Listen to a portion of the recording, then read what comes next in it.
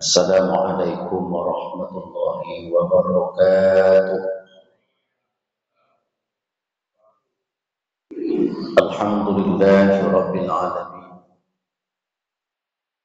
Alhamdulillahilladzi faddala awqat Ramadan ala ghairihi min al-azman wa unzila fihi al-Qur'an hudan linnas wa bayyinatin min al-huda wal furqan.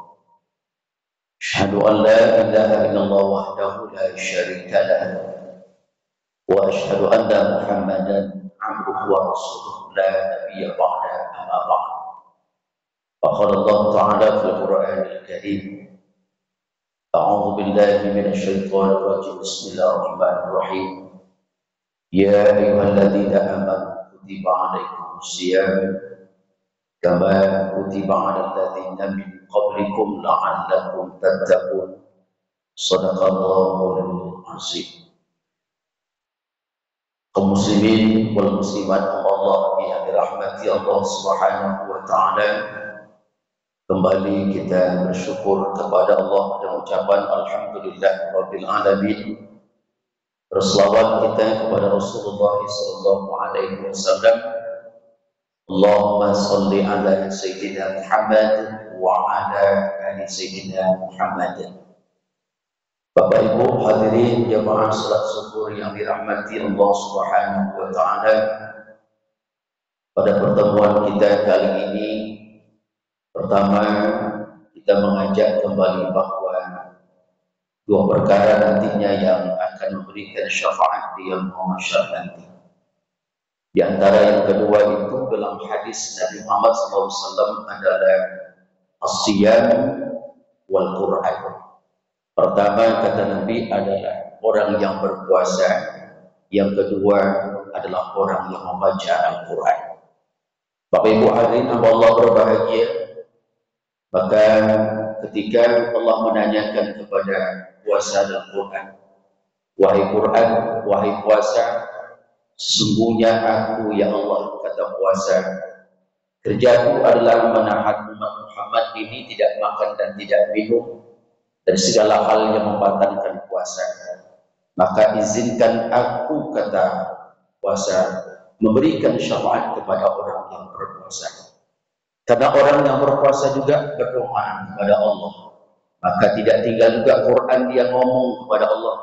Ya Allah, kata Quran, sesungguhnya tugasku adalah menahan umat Muhammad dia tidak tidur pada malam harinya karena mereka sibuk membaca Al-Quran. Puasa juga bermohon kepada Allah. Orang yang baca Quran juga bermohon kepada Allah. Maka Allah panggil keduanya, wahai orang yang berpuasa, wahai orang yang baca Quran, kuizinkan engkau berdua memberikan syafaat nanti di yaumul mahsyar nanti. Amin ya rabbal alamin. Bapak Ibu hadirin Allah berbahagia, tema tematik kita ambil dalam bab nikah.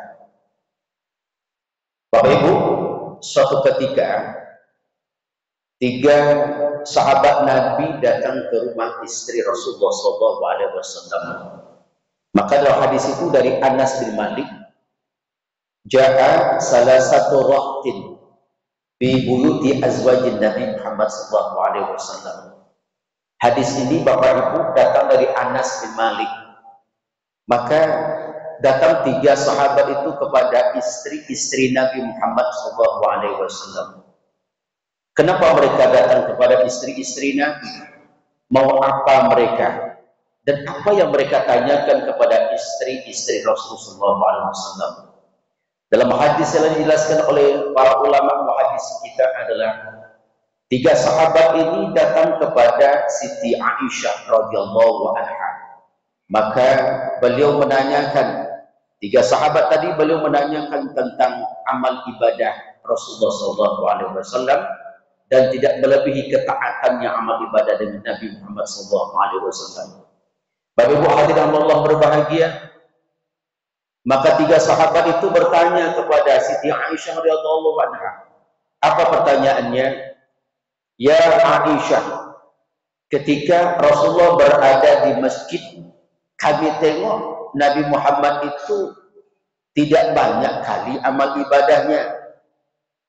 Kata satu sahabat, sahabat yang kedua tanya lagi, "Hai Aisyah, ketika kami bertemu dengan Nabi Muhammad SAW di pasar Bukas, kami tengok Nabi itu tidak begitu banyak amal ibadah silaturahminya dengan yang lainnya. Begitu seterusnya." Maka inilah yang ditanyakan oleh sahabat itu, kalau nantinya kalau Rasul berada di masjid ini, berada di masjid, kami menengoknya Muhammad itu, Rasulullah itu adalah amat sedikit ibadahnya.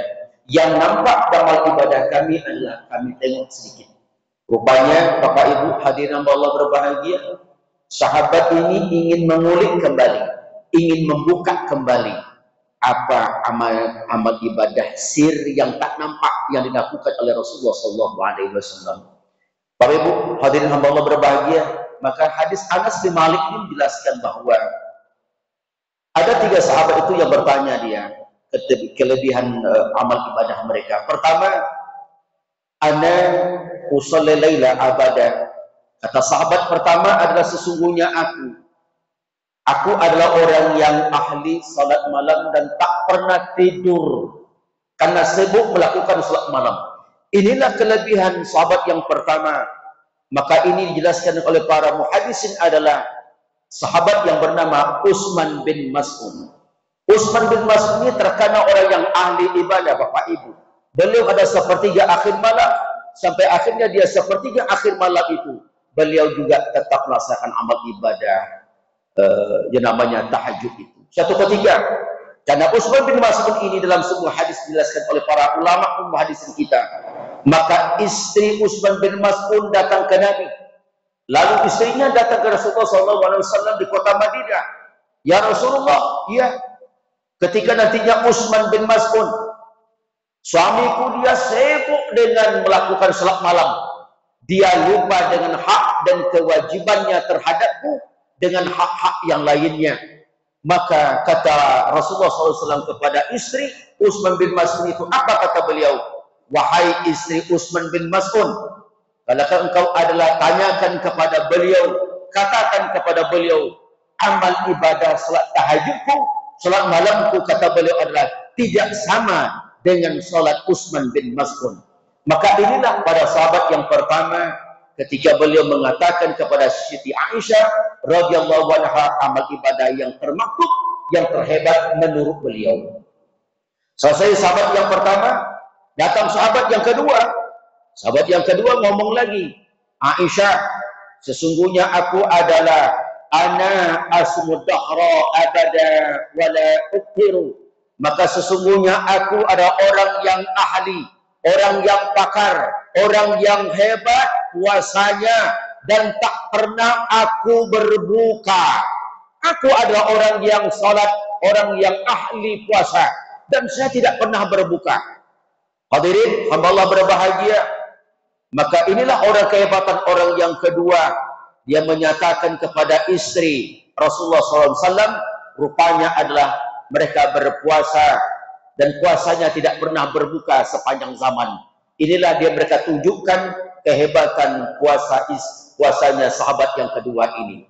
Bapak Ibu hadirin Allah berbahagia, maka orang yang ketiga, datang lagi orang yang ketiga adalah ana a'tazilun nisa abada fala atazawwaju.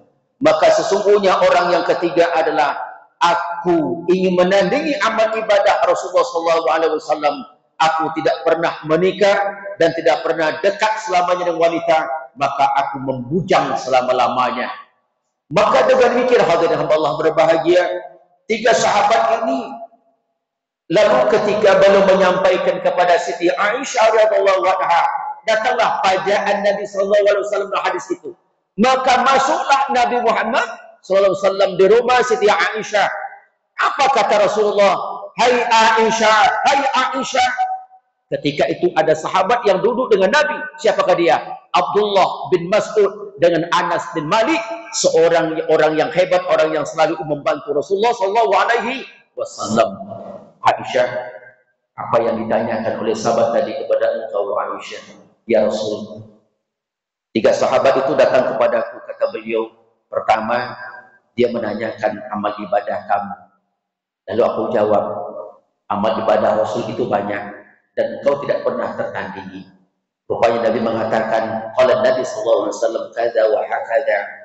Beliau Rasulullah mengatakan, apakah engkau mengatakan begini begitu kepada Aisyah? Apa kata mereka? Qultum, mereka mengatakan, na'am ya Rasulullah. Benar ya Rasulullah, kami mengatakan kehebatan kami ada tiga. Maka Nabi mengatakan, ba'asyallahu atqakum. Sesungguhnya Nabi mengatakan, aku adalah orang yang paling takut dengan Allah dan orang-orang yang bertakwa kepada Allah Subhanahu wa taala. Sahabat, kata Rasulullah, sini dulu sahabat. 3 sahabat dipanggil Nabi. Sahabat pertama, sahabat kedua, sahabat yang ketiga. Sini sahabat. Apa kata Rasulullah? Engkau yang tahajud, ahli tahajud ya?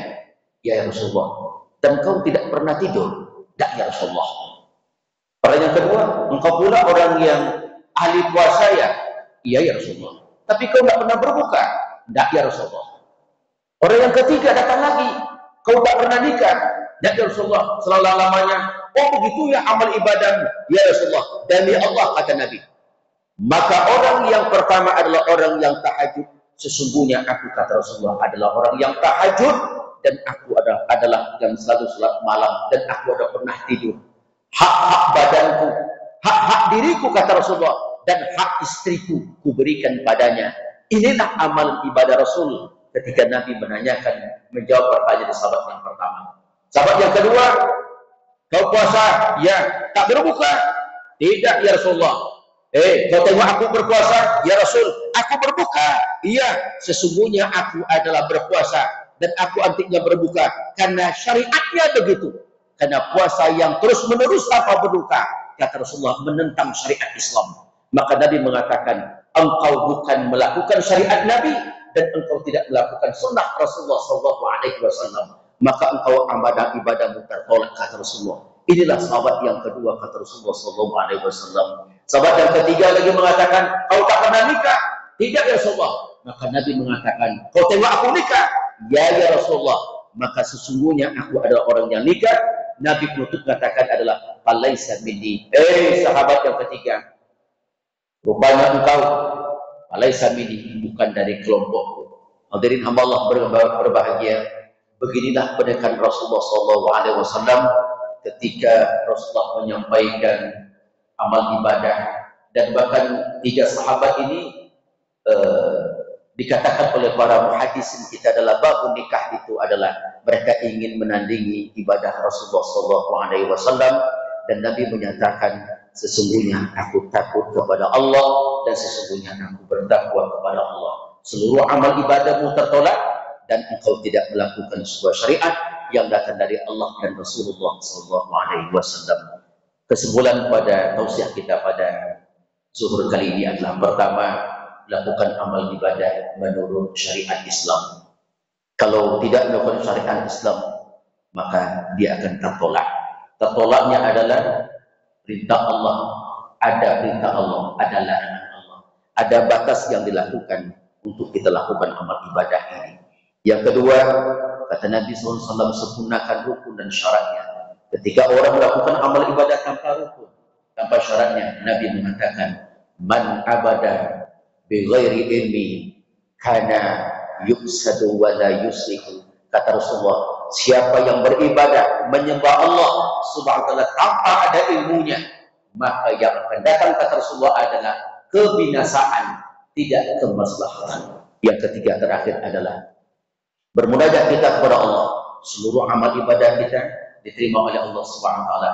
Mulai puasa pertama sampai yang kelima ini, seluruh amal baca Quran kita, sedekah kita, infak sedekah kita, umur yang barokah. Maka umur yang barokah adalah umur yang panjang barokah kepada Allah dan terlalu taat memakmurkan masjid Allah Subhanahu wa taala. Usikum nafsi bi taqwa. Assalamualaikum warahmatullahi wabarakatuh.